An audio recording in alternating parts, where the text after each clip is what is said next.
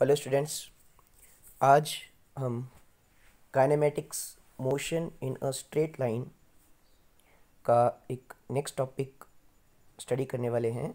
Last time हमने uniformly accelerated motion की जो तीन इक्वेशंस होती हैं v is equal to u plus a t, second is s is equal to u t plus half a t square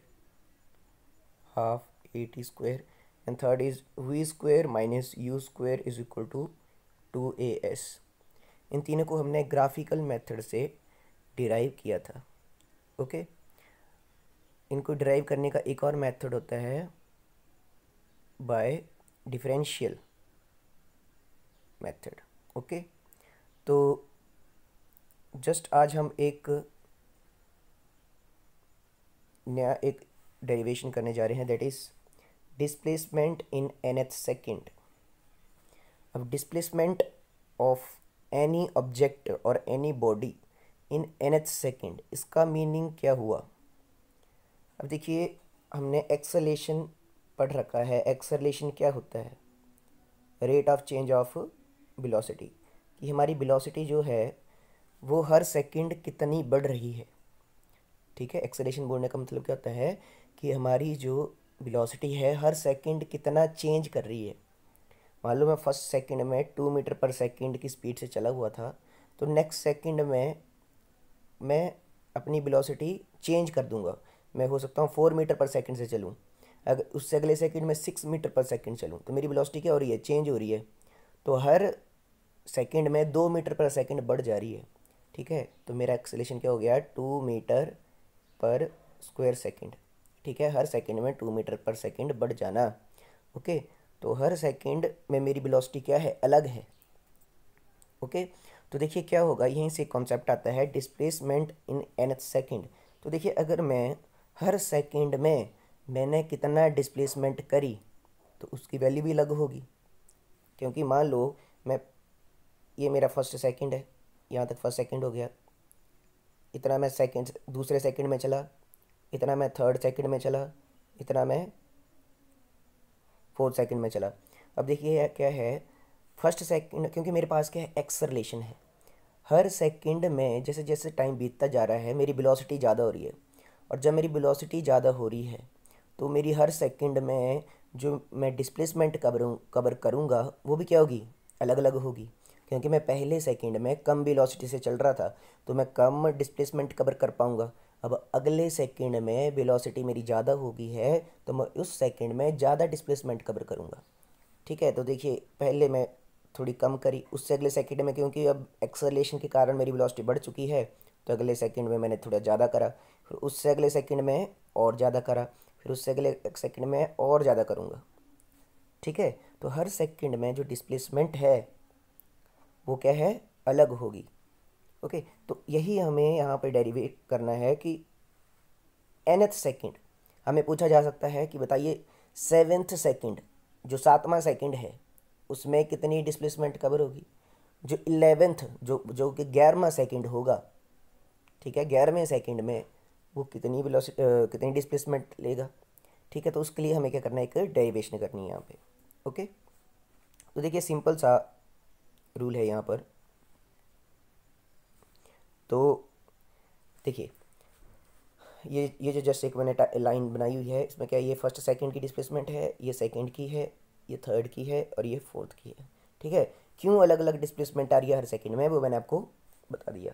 okay, अब मान लीजिए मेरे को बताना है कि सेकंड, ये जो दूसरा सेकंड है इसमें कितनी डिस्प्लेसमेंट हुई है। मान लीजिए मेरे को ये जो सेकंड है, दूसरा सेकंड है, इसमें कितनी डिस्प्लेसमेंट कवर हुई है। ठीक है, तो मैं कैसे बताऊंगा? तो आपको क्या करना है? सिंपल सा यहाँ पे मैथमेटिक्स है। आपको देखिए यहाँ से डिस्प्लेसमेंट करना स्टार्ट हुआ था ऑब्जेक्ट। ओके, आपको क्या करना है? दूसरे सेकंड तक जितनी डिस्प्लेसमेंट ट्रैवल हो पाई है वो निकालनी है, और उसमें से माइनस कर देनी है जितनी पहले सेकंड में डिस्प्लेसमेंट कवर हुई थी। तो यही लिखा हुआ है कि जो आपका दूसरा सेकंड है, दूसरे सेकंड में कितनी डिस्प्लेसमेंट कवर हुई वो कैसे पता चलेगी?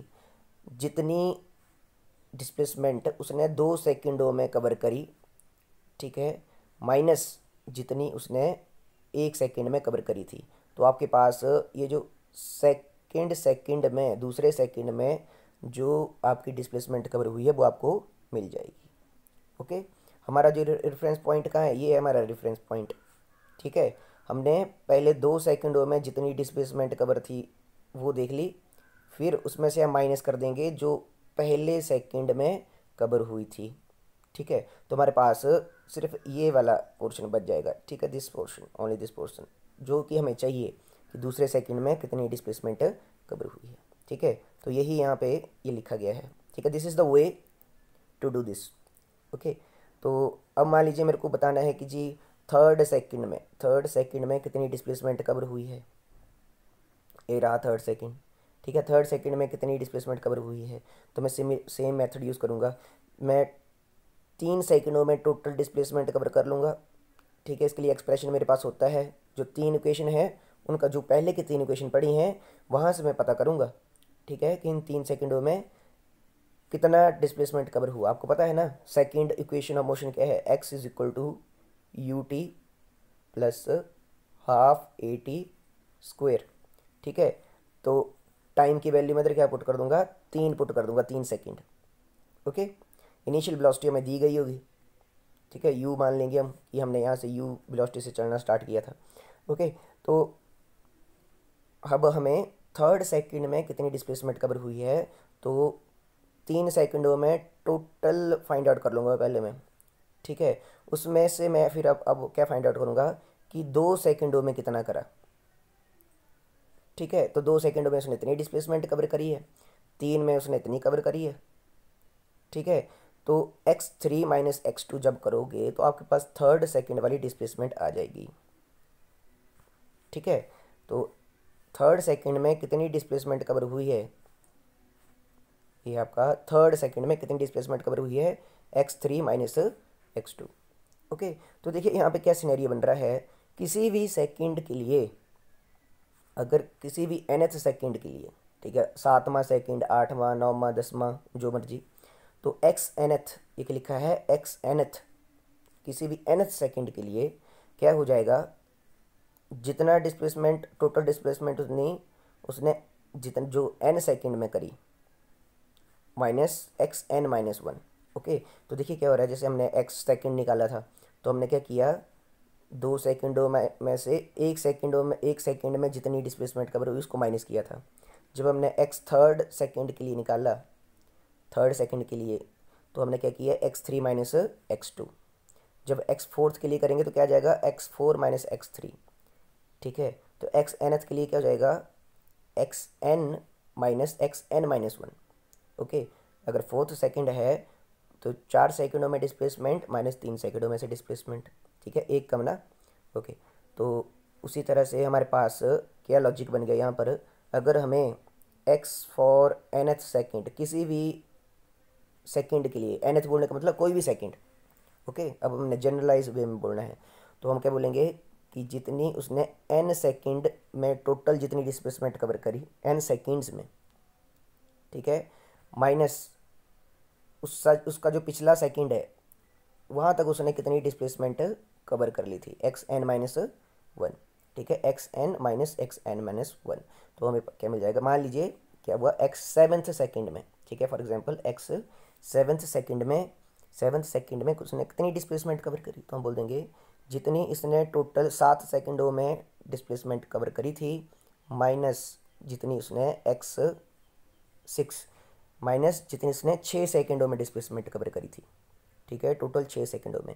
तो x7 माइनस x6 क्या दे देगा आपको, सेवन्थ सेकंड में जितनी डिस्प्लेसमेंट कवर हुई है। ओके, तो देखिए बस अब हमने यहीं पर ही इसको सॉल्व कर देना है।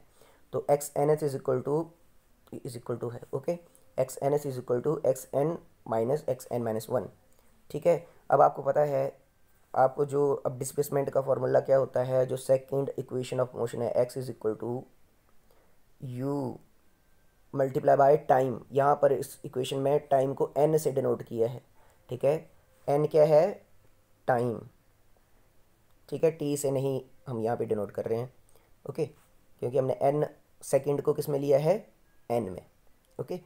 अब तो हमारे पास क्या थी second equation of motion, x is equal to U N plus half A N square, okay.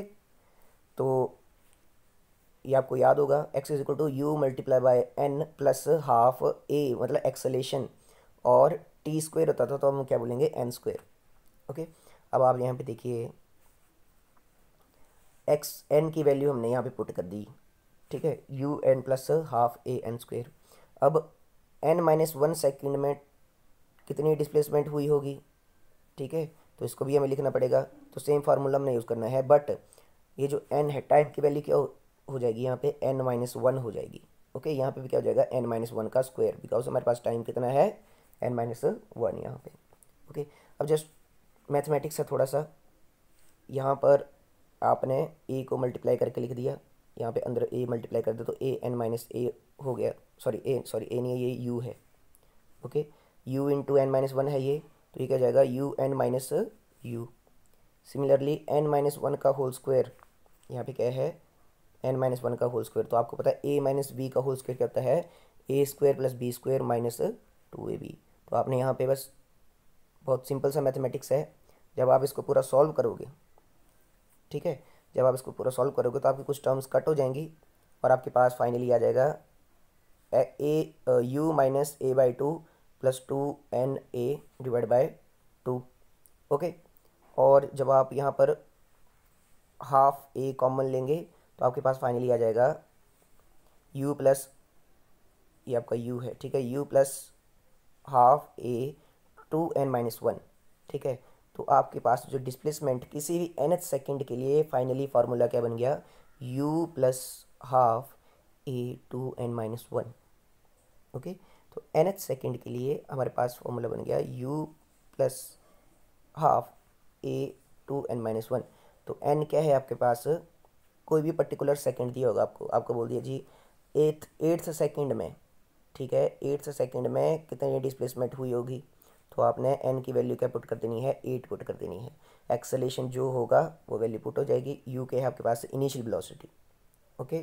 So this is the expression to find out the displacement in any particular second, okay. और क्यों हर second के लिए displacement अलग है, because there is an acceleration, velocity is changing, okay. अब आप देखिए नेक्स्ट जो हमारा कॉन्सेप्ट है that is relative velocity, okay. अब देखिए रिलेटिव वेलोसिटी क्या होता है, यहाँ पे डेफिनेशन भी लिखी हुई है, relative velocity of an object A with respect to another object B is the time rate at which the object A changes it position with respect to object B. अब देखिए क्या होता है, सिंपल से शब्दों में अगर हम समझने की कोशिश करें, देखो कोई भी वेलोसिटी होती है ना, वो क्या होती है, हमेशा रिलेटिव ही होती है, ठीक है, वेलोसिटी इज़ ऑलवेज रिलेटिव।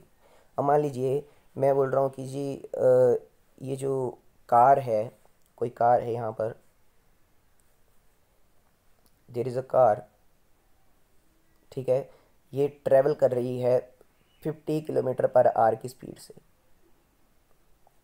तो हमने किस चीज़ को रिफरेंस मानना था, मान लो मैं इधर ग्राउंड पे खड़ा हूँ, ये क्या है, ग्राउंड है, ठीक है, ये रोड है, रोड के ऊपर कार चली हुई है, मैं किस में हूँ, मैं जो देख रहा हूँ, मेरे को जो पता चला कि ये जो गाड़ी 50 किलोमीटर पर आवर की स्पीड से चली हुई है, ठीक है, वो मेरे को, क्यों मैंने ऐसे बोला, क्योंकि मैं किस पे हूँ, जो मेरा रेफरेंस है that is ground which is at rest, ठीक है, मैं किस पे हूँ, रेस्ट पे, ओके। तो रेस्ट के ऊपर मेरी वेलोसिटी कितनी है, ज़ीरो, ठीक है, और ये जो सामने जिसकी मैं वेलोसिटी को मेजर कर रहा हूँ that is moving with 50 kilometre per hour, ठीक है। तो ये जो 50 किलोमीटर पर आवर हैं, इसका रिलेशन किससे है, जो कि वेलोसिटी को मेजर कर रहा है, ठीक है। वो मेजर करने वाला कौन हूँ, मैं जो यहाँ पे खड़ा हूँ at the ground, I am at rest, ठीक है, मैं रेस्ट पे हूँ और मेरी वेलोसिटी कितनी है, ज़ीरो, ठीक है। तो ये जो 50 किलोमीटर पर आवर मैंने बोले, ये मैंने कब बोले, जब मैं यहाँ पे रेस्ट पे खड़ा हूँ, ओके। फॉर एग्ज़ाम्पल अगर हम बात करें, मान लीजिए आप कार ड्राइव कर रहे हैं, ठीक है, you are driving a car, ठीक है, और पीछे से एक गाड़ी और आती है, ठीक है, जो आपको ओवरटेक कर रही है सेम डायरेक्शन में, ठीक है। अब आप कार चला रहे थे 50 किलोमीटर पर आवर की स्पीड से। अब ये जो ओवरटेक करने आपको गाड़ी आई, ये क्या हुआ कि आपके बिल्कुल साथ में आ गई यहाँ पे, और ये भी 50 किलोमीटर पर आवर की स्पीड से चलने लगी, ठीक है, ये भी आपको 50 किलोमीटर पर आवर की स्पीड से चलने लगी। तो क्या होगा, आप भी 50 किलोमीटर पर आवर की स्पीड से चल रहे हैं और ये भी 50 किलोमीटर पर आवर की स्पीड से चल रही है, ठीक है। तो आपको ऐसा लगेगा कि ये जो आपकी गाड़ी है, ये आपको ऐसा लगेगा कि ये रेस्ट पे है, ठीक है, ये आपको एक ही जगह खड़ी दिखाई देगी। हालांकि आप भी मूव कर रहे हैं और ये गाड़ी भी मूव कर रही है, बट अगर आप प्रैक्टिकली देखो तो आपको लगेगा कि ये गाड़ी क्या है, स्टिल है, रेस्ट पे है, ठीक है। आपको ऐसा महसूस नहीं होगा कि ये चल रही है, ओके। और सिमिलरली इनको भी नहीं पता चलेगा। तो क्या है, अब वेलोसिटी तो है, बट आपको क्या लग रहा है, रेस्ट पे है, ठीक है। तो अब यहाँ से रिलेटिव वेलोसिटी का कंसेप्ट आता है, ओके। तो velocity of this object with respect to this object, okay. तो ये मैटर करता है कि जो जहाँ से आप ऑब्जर्व कर रहे हैं, ठीक है, उसकी जो ऑब्जर्व करने का जो पॉइंट है, ठीक है, जो भी आपका रेफरेंस है, वो कहीं खुद ही तो उसके पास कुछ वेलोसिटी तो नहीं है, ठीक है। तो क्या आ जाएगी वहाँ पे, रिलेटिव वेलोसिटी आ जाएगी, ठीक है, एक ऑब्जेक्ट की velocity with respect to another object, okay. तो उसमें क्या आ जाएगा, चेंज आ जाएगा वेलोसिटी में। फिर आप जैसे मैंने बोला था कि मान लीजिए आप यहाँ पे रेस्ट पे होते, ग्राउंड पे, ठीक है, तो आपकी वेलोसिटी क्या है, ज़ीरो, ओके। तो आपके पास क्या लगता है, आपको लगता है 50 किलोमीटर पर आवर से गई ये गाड़ी, क्योंकि अब आप ऐसी कार में बैठे हुए हैं जो कि आप जो सेम 50 किलोमीटर पर आवर की स्पीड से चली हुई है। अब आपको ये 50 किलोमीटर पर आवर की स्पीड से नहीं दिखाई देगी, ओके। तो देखिए कॉन्सेप्ट क्या होता है, यहाँ पे आपको बताया हुआ है मैंने। देखो अब इसमें आपके दो केसेस आते हैं, ठीक है। एक है आपका ऑब्जेक्ट ए और एक क्या है, ऑब्जेक्ट बी। जो ऑब्जेक्ट ए है that is moving with velocity A, V A, ठीक है, वेक्टर फॉर्म में इसी तरह लिख देंगे, ओके। और ऑब्जेक्ट बी जो है that is moving with velocity B V, okay. अब देखिए क्या होगा, मान लीजिए जब सेम डायरेक्शन में मूव कर रहे हैं, ठीक है, तो आप बोल देंगे velocity of object A with respect to B, ठीक है, वेक्टर फॉर्म में लिखेंगे, is equal to V A minus B V, ठीक है। जब आपके ऑब्जेक्ट ए, ये क्या है आपका ऑब्जेक्ट ए, ये क्या था आपका ऑब्जेक्ट बी, दोनों ऑब्जेक्ट मूव कर रहे हैं, ठीक है। तो जो ए की वेलोसिटी होगी विद रिस्पेक्ट टू बी, वो कितनी होगी, B A minus B V, क्योंकि ये दोनों सेम डायरेक्शन में मूव कर रहे हैं। अब मैं प्रैक्टिकली समझाता हूँ आपको। मान लीजिए ये जो ऑब्जेक्ट बी था ये 40 किलोमीटर पर आवर की स्पीड से मूव कर रहा था, और ये जो ऑब्जेक्ट ए है ये 60 किलोमीटर पर आवर की स्पीड से आ गया पीछे से, ठीक है। अब 40 किलोमीटर पर आवर वाला धीरे चल रहा है, 60 किलोमीटर पर आवर वाला फास्ट चल रहा है। जब ये इसको ओवरटेक करेगा तो क्या आपको ये 60 किलोमीटर पर आवर की स्पीड से चलता हुआ दिखाई देगा। अगर आपने प्रैक्टिकली खुद भी रोड पे अगर इसको एनालाइज किया होगा, जो भी गाड़ी आपको ओवरटेक करती है वो आपको धीरे धीरे लगती है कि धीरे धीरे इसने ओवरटेक किया, ठीक है। क्यों, देखो क्या है, ये 40 किलोमीटर आवर पर से पहले चली हुई जो आपका बी है, ये आपका 40 किलोमीटर पर आवर से चला हुआ है।